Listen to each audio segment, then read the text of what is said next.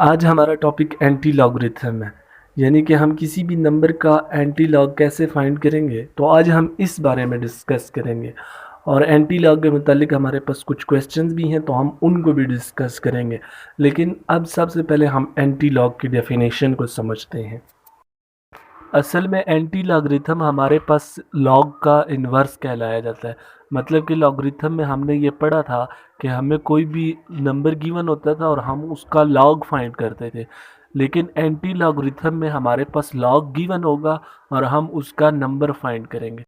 तो in short हम ये कह सकते हैं कि एंटी लॉगरिथम हमारे पास लॉगरिथम का रिवर्स प्रोसेस है। मतलब कि लॉगरिथम में हम किसी भी नंबर का लॉग फाइंड करते थे और एंटी लॉगरिथम में हम किसी भी लॉग का नंबर फाइंड करेंगे। फॉर एग्जांपल अगर हम 23.5 का लॉग ले लें तो हमारे पास 1.371 आता है, और अगर हम 1.371 का एंटी लॉग ले लें तो हमारे पास 23.5 आता है। तो यहाँ से हमें ये पता चलता है कि anti logarithm is the reverse process of logarithm. अब एंटी लॉग की डेफिनेशन को समझने के बाद हम यहाँ पर ये देखते हैं कि हम एंटी लॉग फाइंड कैसे करेंगे। मतलब कि अगर हमें लॉग गिवन है तो हम उसका नंबर कैसे फाइंड करेंगे।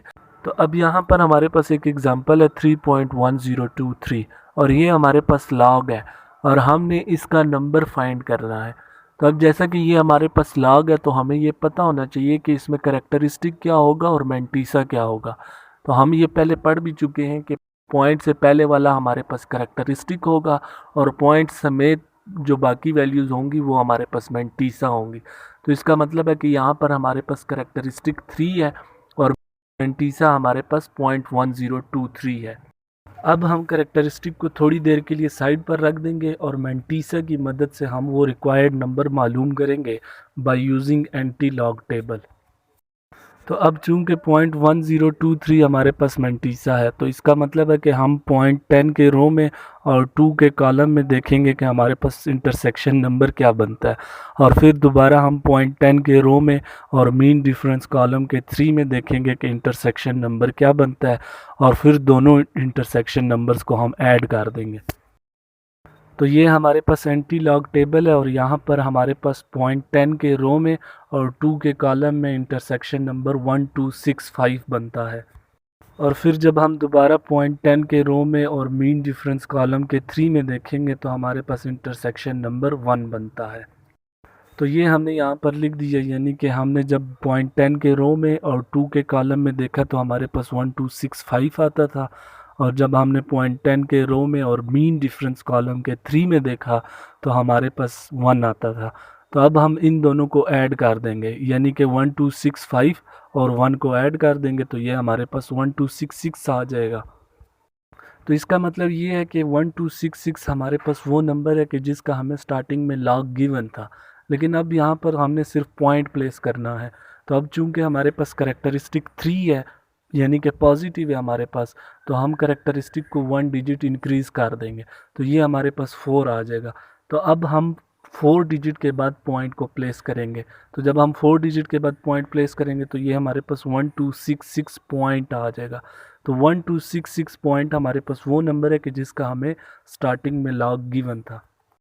लेकिन ये बात याद रखना लाजमी है कि जब करेक्टरिस्टिक पॉजिटिव होगा तो हम उसको एक डिजिट इंक्रीज़ कर देंगे और वहाँ पर पॉइंट प्लेस कर देंगे, और अगर हमारे पास करेक्टरिस्टिक नेगेटिव है तो उसको हम एक डिजिट डिक्रीज़ कर देंगे और वहाँ पर पॉइंट प्लेस कर देंगे।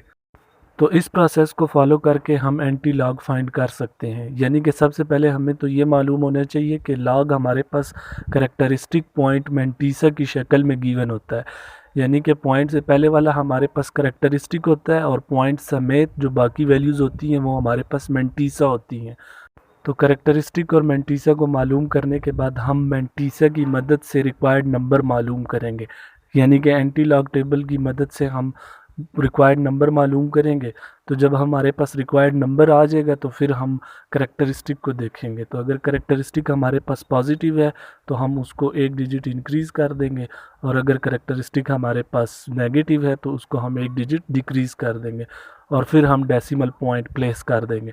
तो ये हमारे पास रिक्वायर्ड नंबर आ जाएगा, यानी कि जिसका हमारे पास लॉग गिवन होगा। अब हम एक्सरसाइज 3.4 सॉल्व करते हैं और यहाँ पर हमारे पास लॉग और एंटी लॉग दोनों यूज़ होंगे। तो अब हम इनमें से कुछ क्वेश्चंस को सॉल्व करते हैं और समझते हैं कि लॉग और एंटी लॉग दोनों कैसे यूज़ होंगे।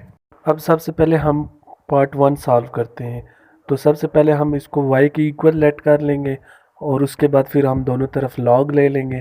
तो जब हम log ले लेंगे तो ये हमारे पास log y is equal to log into 0.816 multiply 13.64 आ जाएगा। तो यहाँ पर हमारे पास मल्टीप्लिकेशन लॉ यूज़ होगा, यानी कि अब हम 0.816 पर अलग लॉग ले लेंगे और 13.64 पर अलग लॉग ले लेंगे और दोनों को ऐड कर देंगे। तो ये हमारे पास log y is equal to log 0.816 plus log 13.64 आ जाएगा। तो अब हम 0.816 का अलग से log लेंगे और 13.64 का अलग से log लेंगे log टेबल की मदद से। तो जब हम 0.816 का log लेंगे तो हमारे पास 1 बार 0.9125 आ जाएगा। 1 बार का ये मतलब है कि ये -1 है, क्योंकि हमने पहले भी पढ़ा था कि जब करेक्टरिस्टिक नेगेटिव होगा तो हम उसको बार की शक्ल में लिखेंगे। और जब हम 13.64 का log लेंगे तो हमारे पास 1.1348 आ जाएगा।